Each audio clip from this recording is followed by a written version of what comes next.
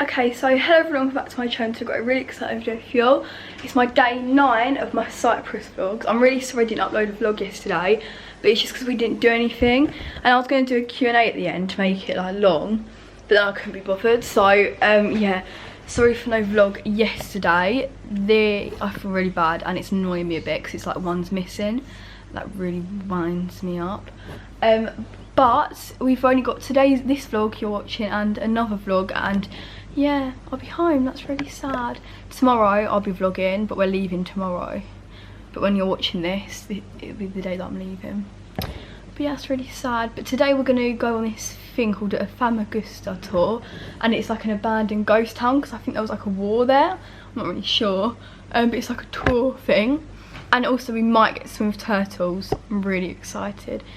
But he says you do, so hopefully, yeah, I'm really excited. I love turtles. I'm just wearing this two-piece from Bronze's again. But yeah. You gonna turn around? So our bus has come, that's our bus there. And we're not going to be able to sit at the front now, in this bus. Are you doing your thing? Yep. What, your vlog? Seriously? Well, yeah. Alright then, well, can I get on the... Yeah, go on. Can I get on the bus before we start? At the front? At the back? Yeah. I think the back. Okay, so ignore the bad quality, I'm filming it on my laptop. Basically, let me explain. This is a tour bus of the abandoned town of Famagusta in Cyprus, and I filmed the whole red bus tour. Make sure to book with them because it is better in real life. They're called the original. Make sure you go for the original, not the official. Original red bus tour to Famagusta and Varosha town, which is the abandoned town, and this is so interesting, so please watch. If you can't ever get to Cyprus, this is a must watch because I found this so interesting and you will too. So it's a long one. Get a cup of tea, you know what I mean, and just watch it because it's really good. And I couldn't film some bits because otherwise I think I would have been shot. I don't really know, but yeah, I tried to film as much as I can, so yeah, enjoy. Guaranteed your welfare, so please remain seated at all times. If you want to maybe change seat, rearrange a towel, wait until we stop at a bus stop, and whilst we're loading, the vehicle will be stationary, and that's the safest time to do it. Thank you very much. Full day experience of Famagusta. Full day. Can you please take your leaflets out that we gave you when you entered the bus? They're in the back. On the front page, it's got, say, the original red bus. Now then, safety is very important. So I'm going to put a safety notice on now. Please pay attention whilst you're just looking at that front page. Hi everybody, and welcome on board the original red bus today. Before we get to know you a little bit more, I would like to draw your attention to our safety notices. It is important that we have your full attention. Please do not stand while this bus is moving. Seat belts are provided on board, and you are advised to use them for your safety. Smoking is not permitted. Please keep your arms and elbows within the perimeter of the vehicle. We go close to trees and therefore preventing any contact. If for any reason you wish to move, then please attract our attention and we will stop the vehicle so you can move safely. You will find more details in front of you on the back of the seats, which includes information about our other TripAdvisor award-winning tour and marketing products sold on board. I will now hand you over to your guide for the day. Okay, right. This trip is in 2 halves. This morning we're going to take you to the ancient city of Famagusta. This city was built by the French in the 12th century. We're going to drive you around the ancient city, and you're going to be amazed by the sight of the high walls and the deep moat. And then we're going to drive you inside. They built 365 churches in this city. A lot of them have fell down. And then we're going to drive you on the inside and show you some of the history. There's also shops, bars and restaurants in here. And then we're going to park up and we're going to give you 2 hours to explore the city of Famagusta. I'm going to give you a time. Please get back on time if you can. Now I know you're on holiday, you don't wear watches, you're not bothered about time anymore, and I'm not strict, but try and get back as near as damn it, please, thank you. And then we're going to drive 10 minutes down the road to the beach of Constancia, and if you're interested in the commentary, we're going to walk along the beach to the barbed wire. And we're going to show you 2 miles of devastation, because this is where the biggest holiday destination on Cyprus once stood, the resort of Famagusta.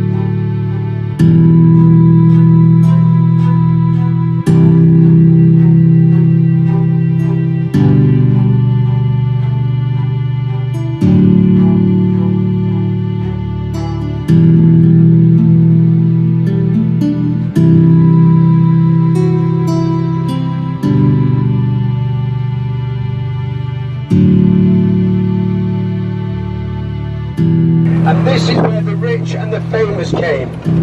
People like Shirley Bassey, Richard Byrne, Elizabeth Taylor, Raquel Welch, Marlon Brando, Roger Moore. The names go on and on. We're going to walk you to the end of the beach. You're going to see approximately 120 hotels closed. I'm going to tell you all about this area, what happened, why it's closed, why nobody's allowed in. And then you're going to get just under an hour on the beach. Again, I'm going to give you another time and try and get back on time. There's a bar on the beach as well. I've got face masks and snorkels downstairs for adults and children. And then we're going to take you to 2 places of history. We're the only company that shows you these 2 sites. And the last one is amazing, unbelievable. And that is the page that I call the history page. You're looking now at plan view of the walled city of Famagusta. Inside, as you can see, there's pieces of history and there's photographs on that page. There's numbers on every photograph, and then there's a paragraph with that number on. Alright, okay, so that's that out of the way. Now then, you're now going to a non-European country. So we're going back to our old allowances. Very similar to the UK in a couple of months, should be non-European. Whether it will be a couple of months or a couple of years, I don't know. But whatever happens, Boris will sort it. I'm glad I'm over here. Right, so, these are your allowances. This island was divided in 1974. The north side, where we're going, is not in the European Union. So they want you to spend your euros in the Eurozone, which is the south side where you're staying. You can take back to the UK, to the European Union, a large quantity of cigarettes, because they went with the Germans in the First World War. So Britain took this island over officially. The Cypriots wanted their independence. There was 2 things going on. EOS, which was purification of Cyprus. In other words, everybody on this island had to be Greek Orthodox. But that couldn't happen because 400 years previous, the Ottomans, Turkish, landed a mighty army on here and took Cyprus. So we had Turkish Cypriots on this island, Muslims. So that won't work. But the Cypriots wanted purification, so they started to persecute the Muslim. The other thing was, Cyprus wanted to become a Greek island. And Greece said, you've got 2 problems. First problem, get rid of the British. We don't want them. Second problem, you've got Muslims on your island, get rid of them as well. So religious persecution was going on. The British knew about it, definitely knew about it. The Americans had an idea it was going on, but the Turkish knew it was going on, but couldn't do anything. Turkey was the 4th largest military power on this planet, and they knew this was going on. They could have took the whole island, but in 1974, it went that bad that they had to take a place where they could keep their people safe, who have been on this island for 400 years, and that's what they did, and that's where we're going this morning. So basically, that's what happened here. On the Divine Line trip, we go into more details. Sent to the wind till we get there, but this is predominantly farmland. This is the famous red soil fields of Famagusta, and you're going to see the red soil, very fertile. There's no hills and mountains to shade us from the wind, so we don't know what to expect as we get down there today. You're going to see some lookout towers as well. You're going to see 2 Cypriot ones, and you're going to see 2 Turkish ones on the bus on the right hand side, and it's got the scaffold lookout tower. Cypriot, okay, on 24 hours a day, 7 days a week. That was built after the invasion, and about 100 metres beyond that is a barbed wire fence, the dividing line. And then on the other side of there is a Turkish one. Can't see the Turkish one though, but we'll see one down the road. We're going to go down the road now and you'll see another Cypriot lookout tower, this time on the left hand side, of which Mark downstairs will point for the people downstairs. Now, here we go. Cypriot lookout tower. Who's he looking at? He's looking at a Turkish one. I'm going to ask you to look left of the windscreen about 5 to 12, and you'll see a white sign in the field. And the white sign is over there, where the grass is black. And behind the white sign, where the car's just gone past, two white flagpoles. Another car's just gone past. Turkish flag, Turkish Cypriot flag. The sign says, no crossing landmines. And behind it is a Turkish lookout tower. That road, by the way, is a British road, built by British road engineers in the 50s to link together 3 major garrisons, British garrisons, on the island of Cyprus. Very important garrisons. And they're SBA, sovereign-based area. And the road is actually sovereign-based area as well. That means the Queen's responsible. But I've never seen the Queen walk down that road with the corgis. This road, by the way, is patrolled by British police. No Cypriot police have got jurisdiction on this road. It's a British road. So there's lots of potholes.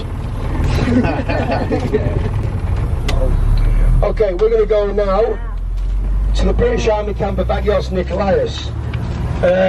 But before we get there, we're going to stop. Now, the things I do for this company, I bought a house here, a lovely little house, I was going to give my daughter, but I knocked it down so that you people can see this Turkish lookout tower. You believe that? So here we go, we're going to stop in a second. On the left hand side you'll see a Turkish lookout tower on the ridge. Why can I not see any of them? And not the house, I've left some boxes in the garden. There it is. Right, left hand side, there's the lookout tower on the ridge, you see it? That field in front, there's a barbed wire fence, it's called the dividing line. Take photographs. It is not a border, don't call it a border. The reason you can't call it a border is that north side, that side over there, is not recognised by anybody else. It's not international. It was an illegal occupation. So there's only one country on this planet that recognises that side, that's Turkey. So they can't call it a border. So they call it the dividing line or the barbed wire fence. The Cypriots on the south call it, and they're right to say this, they call that side the illegally occupied side of Cyprus. However, the Turkish on the north side call it the Turkish Republic of Northern Cyprus. And that barbed wire fence goes all the way from Famagusta where we're going, all the way towards Paphos. Okay, let's go. And that's where we're going now, Famagusta. We're going into Agios Nikolaos. And I say, and people agree with me, that this is one of the most important, well, I'd say, I'm going to stick my neck out, this is the most important British garrison on the Mediterranean. Why?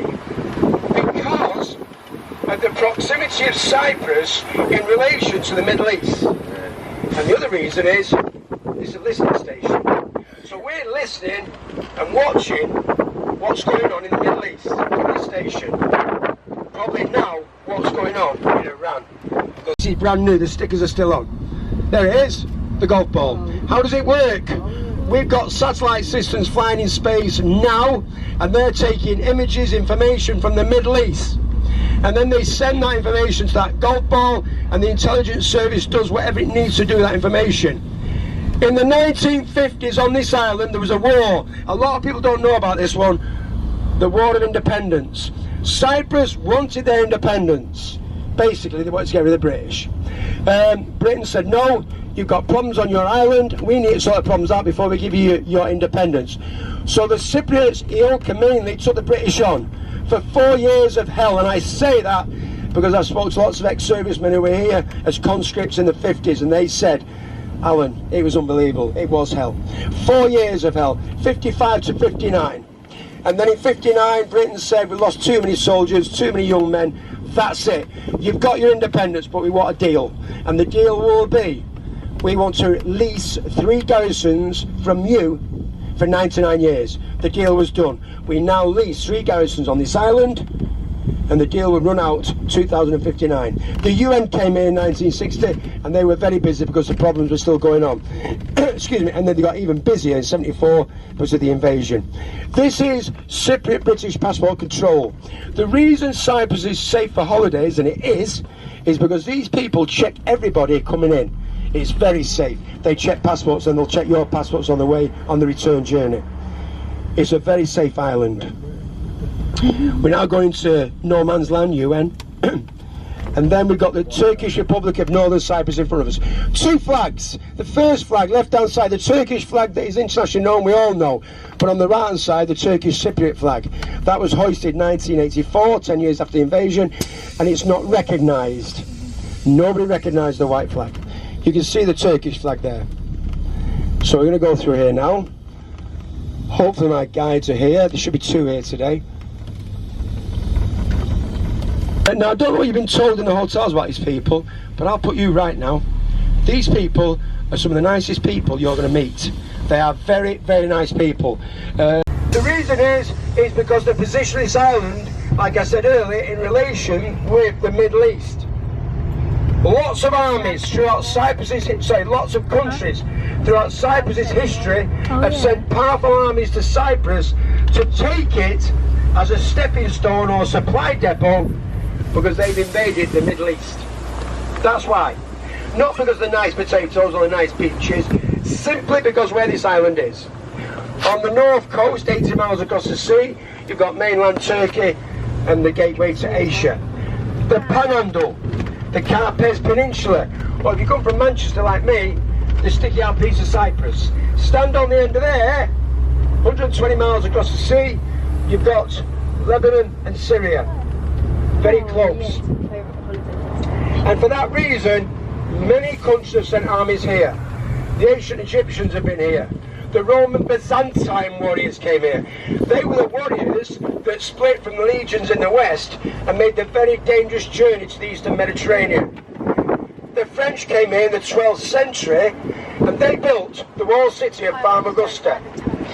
The English came here at the end of the 12th century. King Richard I of Lionheart was fighting the Third Crusades, funny enough, in Lebanon, and he needed somewhere to supply his armies with food and weapons. Where better than Cyprus?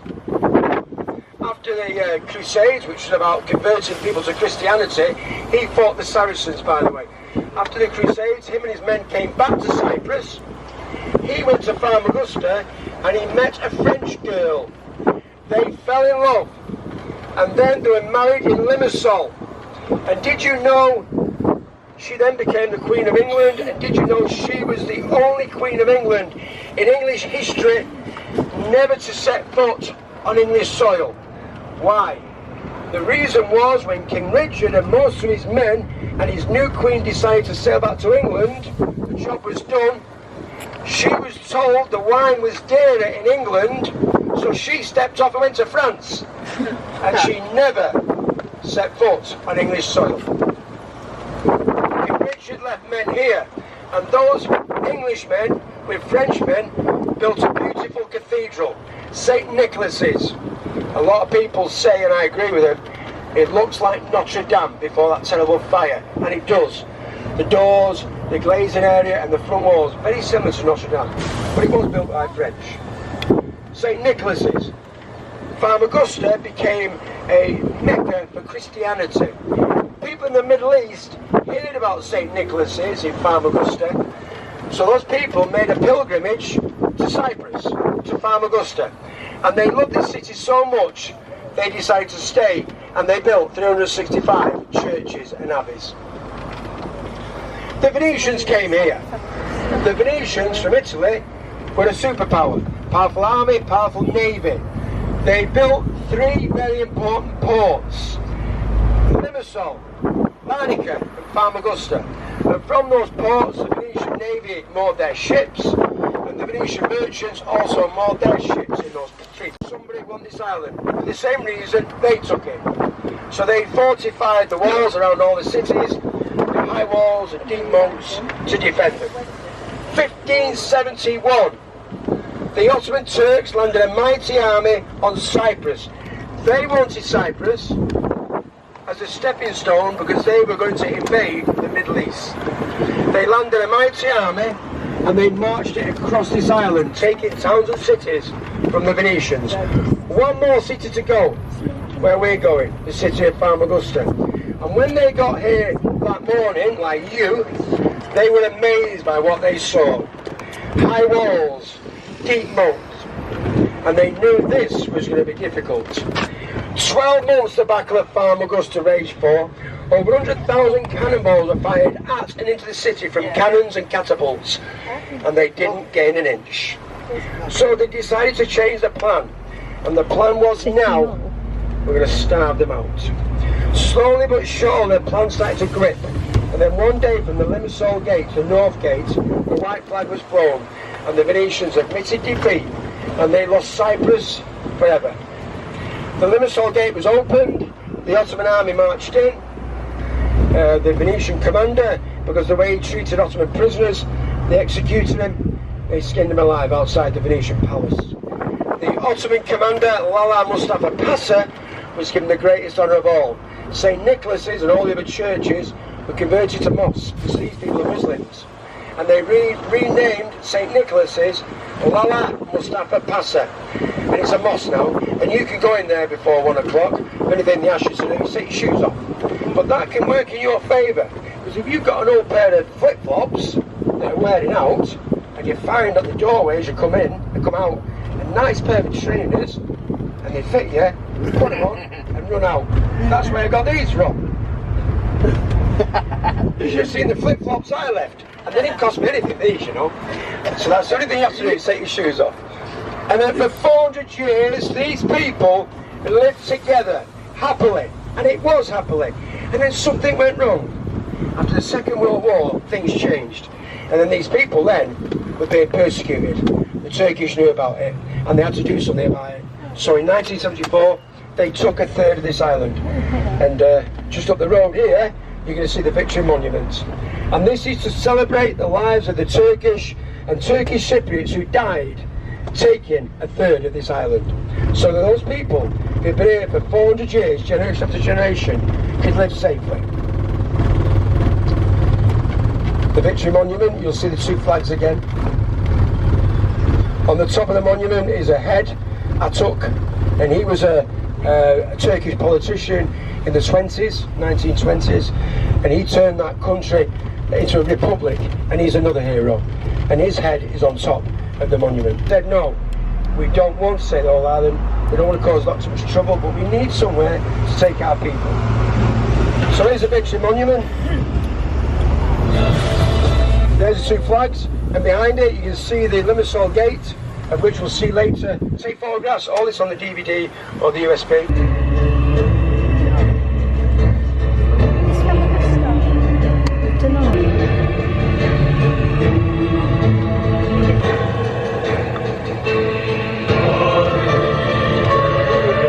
Just in front of the bus now is the deep water port of Famagusta, built by the Venetians. Before the invasion, this was one of the busiest ports on the Mediterranean. And then after the invasion, this port lost all its international licenses. So all the ships in here now are for mainland Turkey. It's a domestic port for Turkey. It is not international. Please keep your arms down, take photographs, remain seated. This is how the bus lost its roof. You are now in what was the richest city on this planet at the end of the 15th century. Me and my brother and another guy were the first to bring a double-decker bus to this island 11 years ago, and we were the first to bring a double-decker bus in here. We're going to show you the history now, starting with the famous Othello's Tower, and this is on the left-hand side.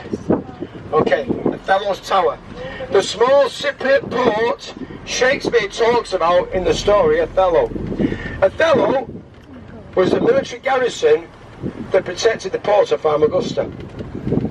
And to prove Shakespeare is something to do with it, there's a statue of Shakespeare on the left-hand side here in the garden. There we go. We're going to come back here, so don't panic about photographs. We're coming back. We're now going to show you one of two gates, the first one of two gates the French built, the harbour gate. On the right hand side, by the way, this is the entrance to the yellow road on the right hand side now. Go back to the left hand side now, and here's the harbour gate, left hand side. Climb the steps, left hand side, go to the top, take photographs of the deep water port of Famagusta. Come back down, across the road, and that's the yellow road. All the shops and bars are down there. Not really close to it, there's lots of people here. Left hand side, this church, the Venetians used as a hospital. The columns in the ground there from Salamis. On the right hand side, in a second, you're going to see a church. Over 100,000 cannonballs were fired into the city from the Ottoman Navy and the Ottoman artillery. A lot of them in the churches. On the right hand side, a church St. George's, peppered with cannonball holes, and the cannonballs are still in the holes. Go around that church, inside, you'll see etchings on the walls of ships gone by, and they were etched by the sailors who served on those ships hundreds of years ago. There's a museum here, and the museum studies the Ottoman invasion in 1571. Uniforms and weapons, lots of things about the invasion in 1571. And the museum is on your map, and it's in front of the bus. The glass door, slightly to the left-hand side, there it is, the small doorway. The big doorway is an entrance or an exit, and that's, okay, there's the museum, and that's Colbert's Gate. Colbert's Gate, it's called that because Colbert was a knight, an Ottoman knight.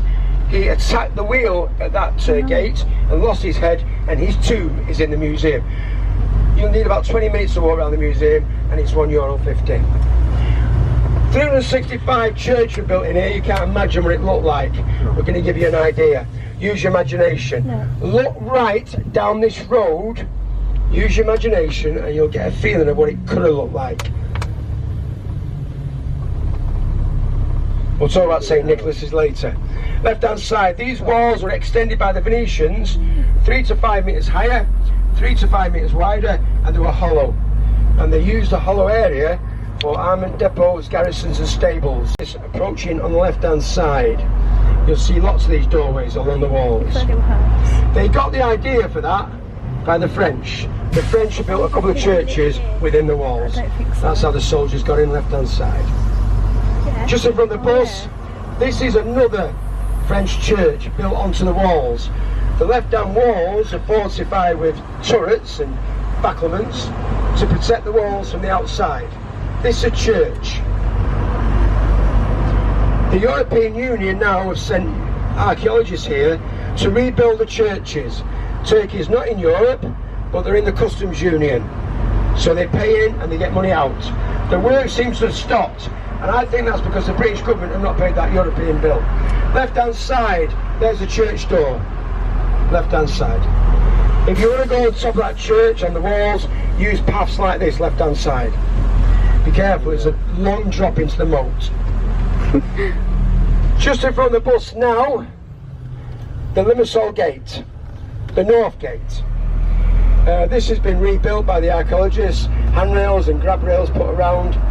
If you want to get a photograph across the ancient city, this is the place you want to head for. You will get some wonderful photographs. How do you get here? You walk up the yellow road. And when we get through here, you'll see the yellow road. The yellow road is the road on the right hand side where the umbrella is, just in front of the bus. We always get people double parking here. or people not parking their cars correctly. Let me get through there. No problem. Okay, so just in front of us is the end of the yellow road. Get here, cross the road, be careful, climb that hill. There's handrails there as well. Go on the top where that couple is, and you'll get some wonderful photographs of the North Gate. It's on your map. Okay, we're going to go down the back now. We can only get our bus around the outside of the city. The streets are very narrow, but please go down the back streets and the narrow streets. We're going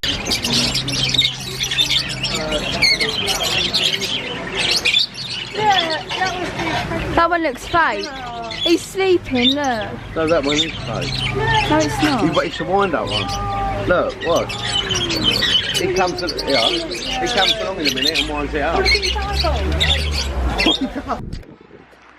Okay, so basically we're allowed to get off from 11 till 1:15, so we're just looking around the shops and the landmarks and stuff. These are the Famagusta walls between Seagate and Arsenal. Look at the walls. Yeah, right.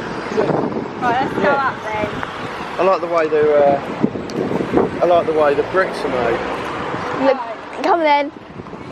I'll pull it out, innit? Oh, are they rude? Yeah. Are you sure it's not just where the rocks are eroded? No. Still bullets, look. Wow. I'll see how many they fired in there. Wait a minute. Yeah. I know, I mean. 2, 3. Oh. 7, 8. Oh, is there even more? Oh, look. Can you see? The sea and the boat. Up here. What was it? I don't know. It's a lorry, car and a crane, some asbestos roofing, and that's it. If we go over maybe that way, over the other side, we might see 2 cranes, right? Yeah, why? Because it'll be better than that, you'll get more for your... Oh, that's funny, yeah. Look, there's wait a minute. Oh, wicked, look, there's some plastic chairs down there, look. I bet you didn't know they were up there. There you go. 1, 2, 3, and a plastic table. But just to put the icing on the cake, there's a yellow bean, so what more could you want? I'm sure I do. I think I've been here before. see these built into the top, and that's where the cannon muzzles sat, and the archers fired their arrows, and they probably poured boiling oil on top of the advancing Ottomans. There was no water in the moat in 1571 in the Ottoman invasion. The reason is what was happening is the Venetians knew they were coming to the end of their stay, so they were digging deep escape tunnels in the centre of the city. And because of the sandy soil, the water from the moat seeped through the soil and flooded the tunnels. So the Ottomans moved their forces into a soggy moat. And the Ottomans then started to build building frames and scaffolding against the walls to breach the walls. But the Venetians one step in front. If you look down this moat here, left hand side, all the turrets sticking out, got windows on each side. And from those walls to knock down the scaffolding. The Ottomans could not take this city the traditional military way. So what they did, they starved them out. And then the beginning of 400 years of occupation of Cyprus by the Turkish Ottomans. 400 years where they lived together, mostly happily. And then, like I said earlier, something went wrong. And then on the 20th of July 1974, the Turkish decided this is it. And they landed 100,000 soldiers on this island to take a third. The British knew the date of the invasion. They just happened to be 3 British warships anchored in the eastern Mediterranean, and then on the 20th of July the British government ordered 2 of them to sail to Cyprus, drop anchor in the Bay of Famagusta, because there was holiday makers here and they were in danger. So the British government told the Royal Navy to clear all the tourists out, no matter what nationality, and sail them to Limassol. It took 3 days to clear everybody out. And then once all the tourists were moved out, the locals were left, and the hotel owners put Union Jacks on the roofs of the hotels. And then on the 14th of August was the second stage of the invasion.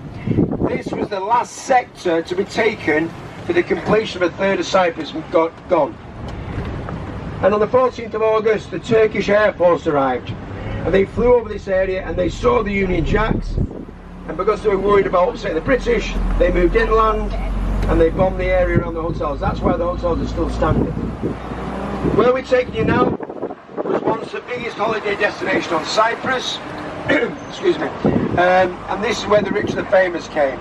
Shirley Bassey, Richard Burton, Roger Moore, Marlon Brando, Paul Newman, Raquel Welch, Brigitte Bardot, you name them, they came here. This was known as the Cyprus Riviera, the jewel in the crown, if you like. These people spent a lot of money, so they got the best. There was 4-star hotels here. There was 5-star and 6-star premiership hotels. These people were spoiled. There was a really nice zoo here. There was a university here. There was a very well-equipped hospital here, because these people who came on holiday here, they was looked after, and they were looked after. In 1964, a new airport was opened in Nicosia, purposely to feed this resort. And when they opened it, it was said to have been the most modern airport on the planet. Unfortunately, the invasion in 74, the airport now is sat on no man's land, and nobody can go in there now. It was built to feed this area with holiday makers. Took the juice out, and that juice is sent all around the world. Fresh orange juice from Cyprus. 2 big businesses. They made a lot of money. And when this place fell in September 74, Cyprus noticed it in their economy. The economy dropped.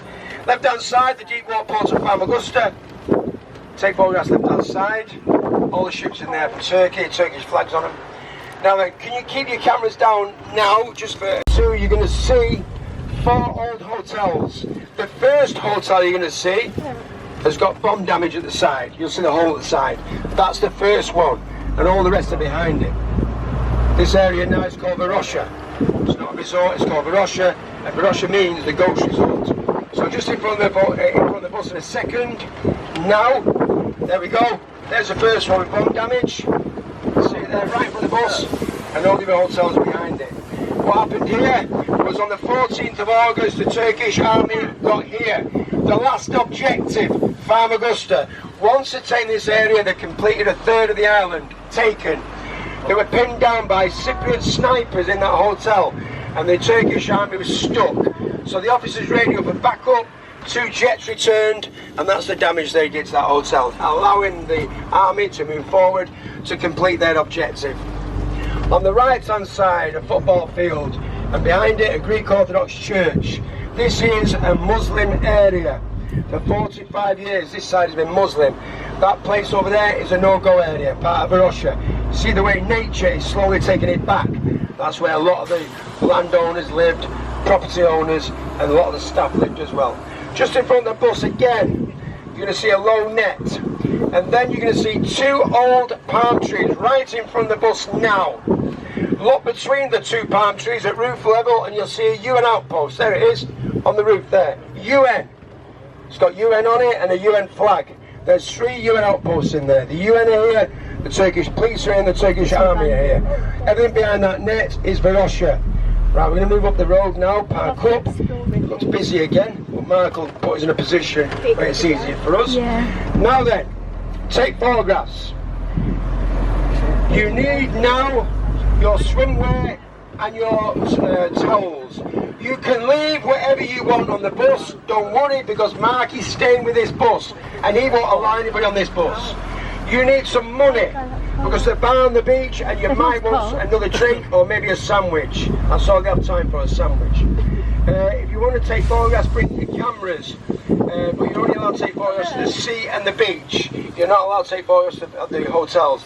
Let me deal with that. I'll tell you if you can or you cannot take photographs. Okay, you've done very well for time because you've turned up well. I want you back on this bus, please, for 2:45. That's a 2:45 back. That was it before.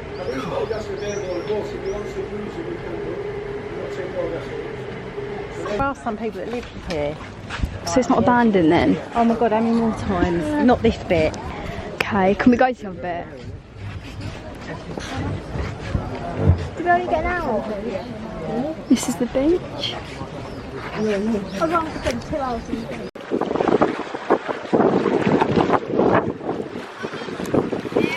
Why is a soldier standing there every day then?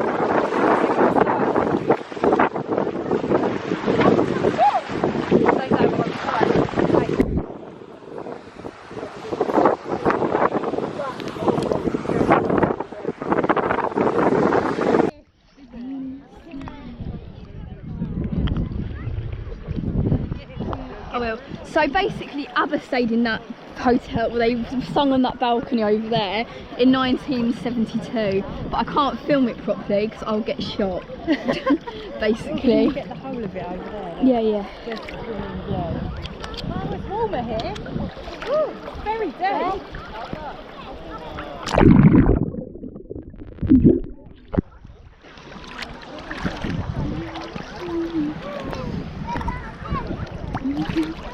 Mummy, do they stay in that thing overnight as well to watch? They must do. Who? The watch people that shoot Oh you. yeah, Look, yeah. it goes really deep in summer. Look at the water. Do you get paid? Ready?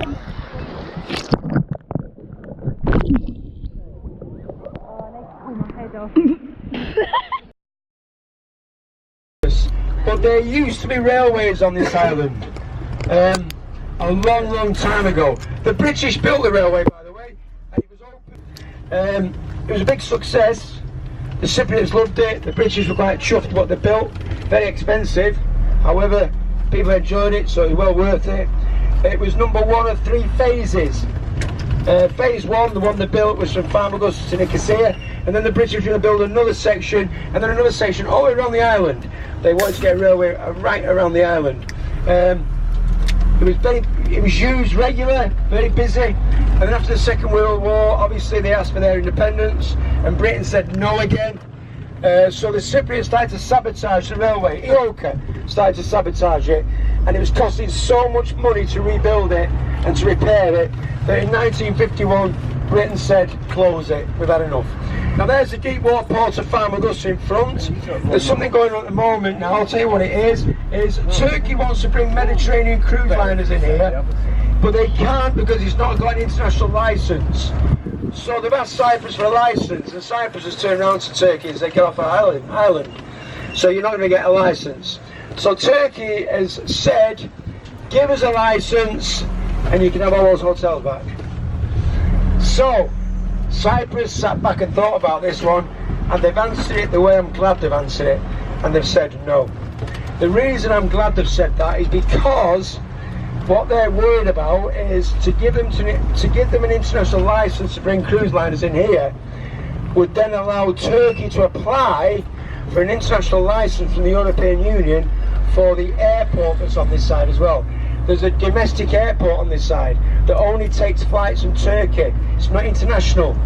And what Cyprus is worried about is once you get a license for the port, they might get a license for the airport, and then what will happen, people will be able to fly direct from the UK, for example, to northern Cyprus. And because of the exchange rate and because of the financial problems Turkey's in, it's a lot cheaper on this side. Give me another chance to see the walls of Famagusta.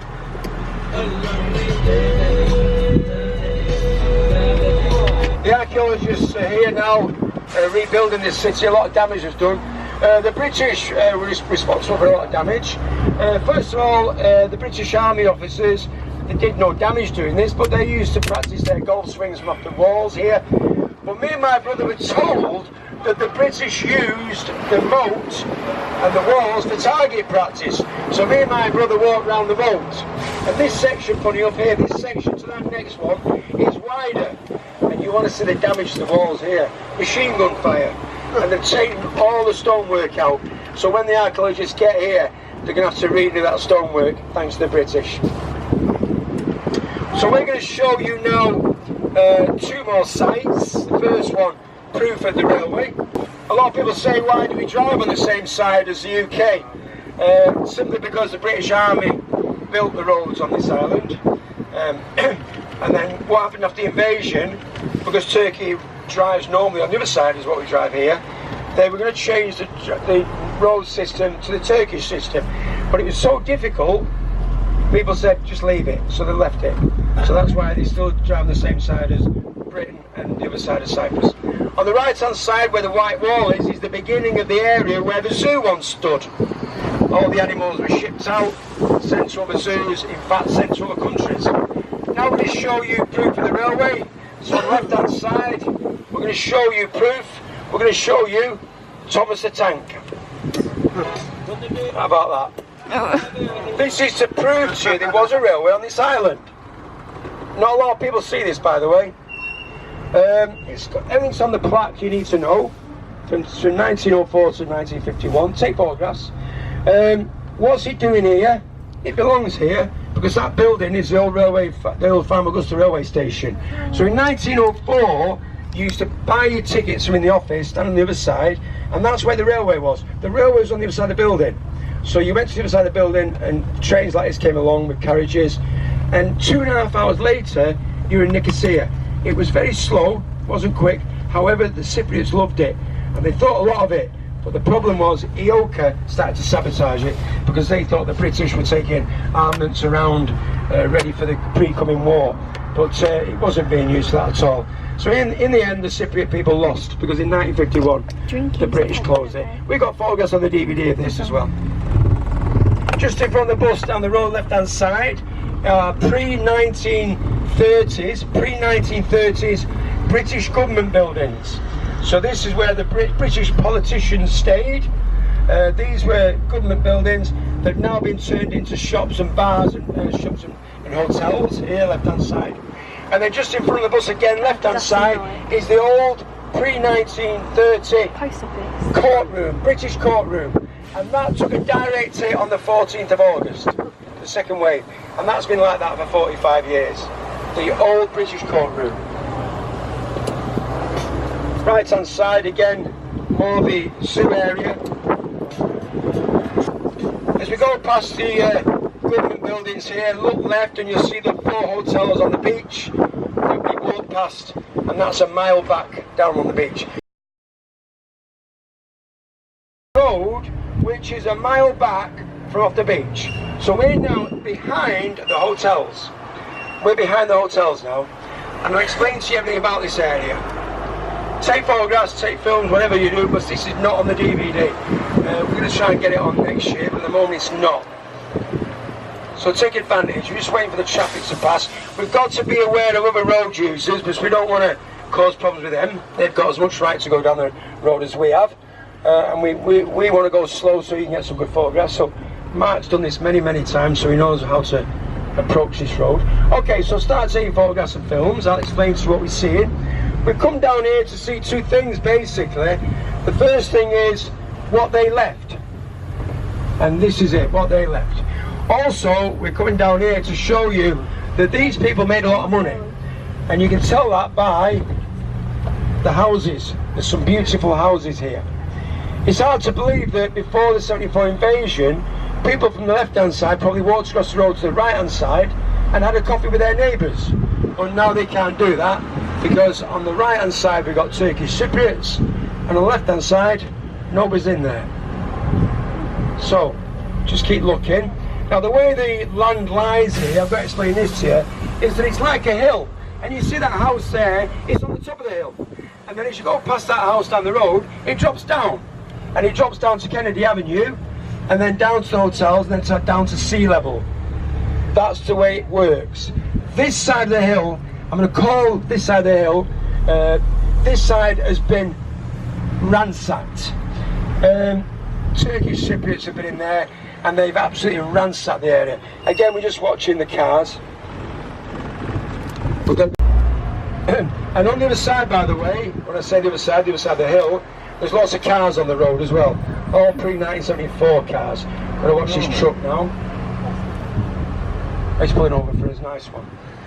So, just keep taking photographs. This is the closest you're going to get this. You'll get no closer. If you want to get any closer, you stand a chance of getting arrested. I bet people have got in here. There's some really nice houses down here. Oh, look at all that. What's that stuff anyway?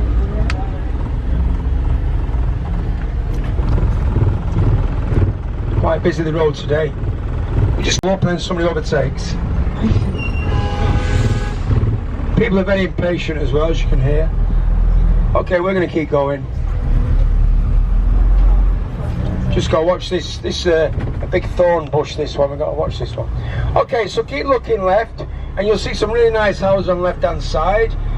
Particularly here on the corner, you'll see a lovely one here. Look at this on the corner. You can imagine Christmas Day, that conifer being lit up with tree with the Christmas lights. Can you? Carol singers. Look at that lovely imagery. And then you can see the road the way it goes up. See the way nature's slowly taking it all back as well, by the way. Nature's swallowing it. We've had lots of rain this winter, so everything's been well watered, and all you need is a bit of water and a bit of sun, everything grows. So there's the road that goes up to the top of the hill. So we're going to keep going. We're going to see a Greek Orthodox church now, and the bell tower is absolutely unbelievable. Not a lot of people see this, and especially not a lot of people off the top of a double-decker bus. So we're going to turn left. Here's a Greek Orthodox church. Look at that. But we're going to go closer. People on the right hand side start taking photographs because it's a one-way street this, and we can't come back down here. So we're going to go left here. So people on the right hand side, if you want to take photographs, do so. This is a really nice church, as you can see. And look at the bell tower. Beautiful work. It's a shame. You can imagine before 74, the two kids there on the right hand side. Bless them. You can imagine before 1974, people in that courtyard. Beautiful job, look at that, what a shame. A little street down there as well to the shops. That's probably a shop down there. And that leads on to another shop into Varosha. We're going to bear right now, and then you'll see another, maybe a shop, and with their accommodation above it. No doubt they lived very close to their workplaces. Now we can go all the way down that road, but I don't want to. There's a lot of telephone wires hanging down. I don't want to be responsible for putting telephone wires down. So we're going to turn right here, and then we're going to go back along that road. So the people on the right hand side then are closer, and then they can take photographs.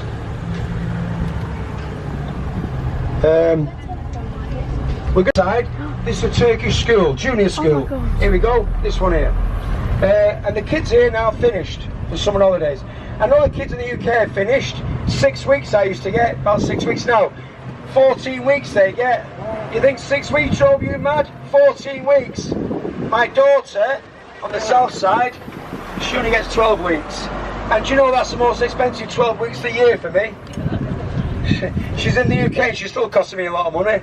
Dad, can I have? Dad, can I get? So here's the Turkish school. Now, when I was a young lad, I thought pomegranates grew on a greengrocer's shelf. I didn't know where they grew, but since I've been here, I found out. And here they grow on trees. I'm going to show you a pomegranate tree. And it's just in front of the bus now, on the right-hand side, the big one. And you'll see the pomegranates. And they'll be picked September, October. And here's a pomegranate tree. You remember your dad used to give you a pin? There we go, pomegranates. That's how they grow. There's a small one here. September, October, we'll be picking them. I thought they grew on a greengrocer's shelf. And there's that road again. People on the right side start taking photographs. And do you know our showroom today still has It's a car brand new Mark 3 Cortinas in? Yes. But the thing is, you can't get photographs of it. Why? Because the UN have built above it, so you can't take photographs. However, on the DVD, we've got a photograph of the other showroom. And the other showroom's a Datsun showroom.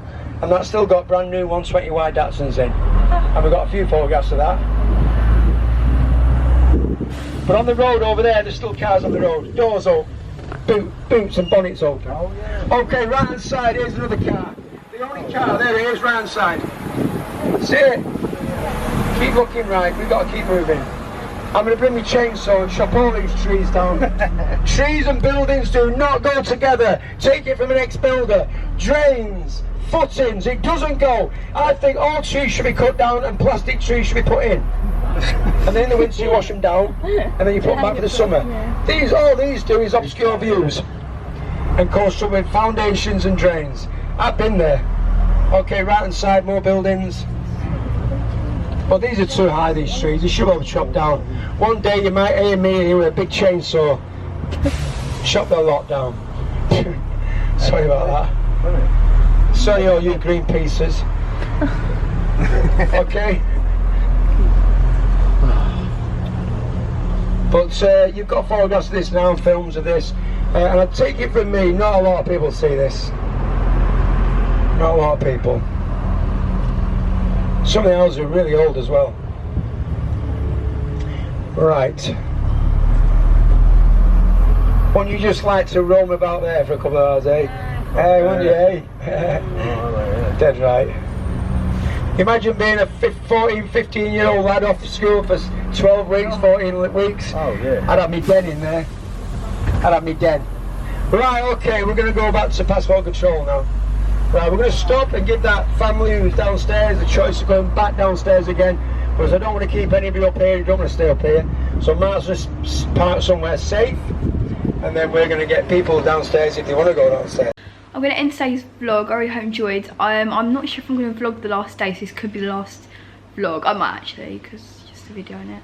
But yeah, I hope you enjoyed. Subscribe, like, comment. I love you all. Bye. Oh yeah, and I hope you enjoyed. Did I say that? Yeah. I can't bother to vlog anymore because I'm just going out for dinner.